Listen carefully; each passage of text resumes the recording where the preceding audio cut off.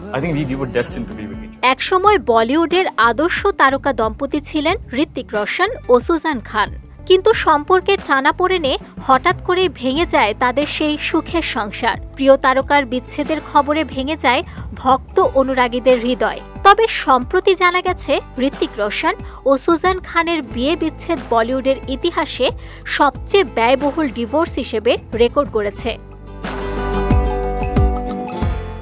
ভারতীয় সংবাদ মাধ্যমের তথ্য অনুযায়ী হৃতিকের সঙ্গে বিচ্ছেদ নিষ্পত্তিতে সুজান পান প্রায় ৩৮০ কোটি রুপি, যা বাংলাদেশি মুদ্রায় প্রায় ৫২৭ কোটি টাকা।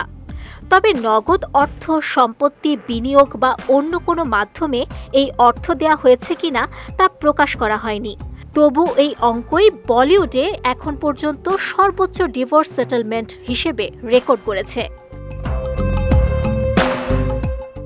এদিকে হৃতিক বলিউডের নির্মাতা রাকেশ রোশনের ছেলে আর সুজান অভিনেতা সঞ্জয় খানের মেয়ে। সেই সূত্রে শৈশব থেকেই বন্ধু ছিলেন হৃতিক সুজান।